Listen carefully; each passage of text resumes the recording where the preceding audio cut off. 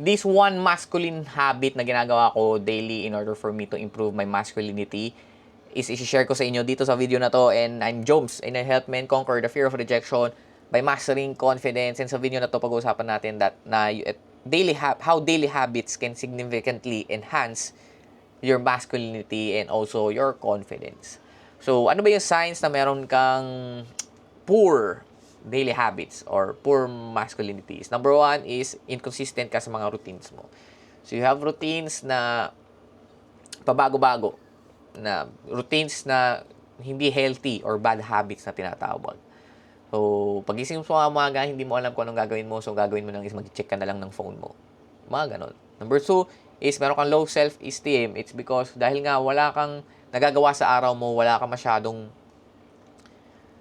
nagigain. Kumbaga, ano ba nagigain mo sa social media? Wala naman, di ba? Pag nag-scroll ka sa, siguro entertainment, but is that something you can be proud of? Mga ganun ba? So, with that one, it will take hit with your confidence. Number three is lack of confidence. Yun na pala yung lack of confidence. Sa low self-esteem yung lack of confidence. So, dahil nga ganun, hindi ka magiging proud sa sarili mo, is always palagi mong sasabihin na you're not going to value yourself more. Ganun. So, if patuloy ka nagsa-struggle with those one, is may hirapan ka to build your masculinity. Ibig sabihin, if you're not masculine enough, may hirapan ka to build respect and to gain attention from other people. Na tipong, sino ba to? Na ba't ba ako makikinig sa'yo? Ganyan. Kasi may emit mo yung energy na yun eh. So, if you're not proud to yourself, if you keep on thinking negative about yourself, people will feel that one. And people repel negative things. So, if you want to attract more, if you want to gain respect, then you need to do things outside your comfort zone. Do things that challenges you. So, number two is you may feel insecure in social situation dahil nga unconfident ka na hindi ka proud sa sarili mo, is you feel anxious to connect with people. Kasi nga, feel mo hindi ka proud sa sarili mo. Wala kang ginagawa in order for you to improve more or kung ano yung ihahain mo sa table. So, with that one, kung hindi ka open for connections, then you'll miss a lot of opportunities because people always connects and opportunities show on connections. So, alam mo yung I know a guy who knows a guy na ganito, ganyan. Yung mga ganun ba? So, bakit ba importante to develop a strong habits? Because this is essential on building masculinity.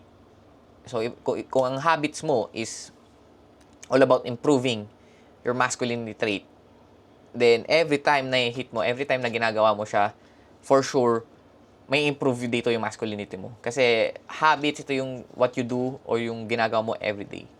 So, ako, ang habits ko sa morning, ito i-share ko sa inyo yung morning routine ko. Ang morning routine ko, in order for me to exercise my masculinity, ano ba yung masculinity traits? Confidence, integrity, fitness, self-awareness, confidence, self-awareness, and then discipline, and then may last pa eh.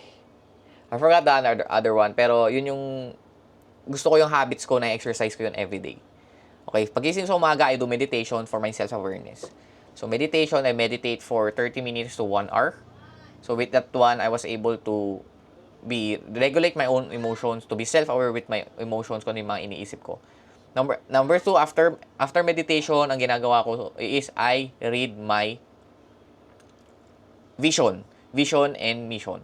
Basically, ano yun? Kung ano yung be, do, have ko. Ano yung gusto kong ginagawa, kung ano yung gusto kong maging, ano yung gusto kong ginagawa, and also kung ano yung meron ako.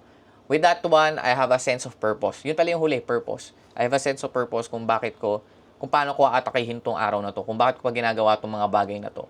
And number three, I do journaling. So with journaling, dito ko sinistate yung intentions ko, yung kung ano gagawin ko sa bahay na to in order for me to be one step closer sa mga goals ko. Then after that one, I will do my skin routine.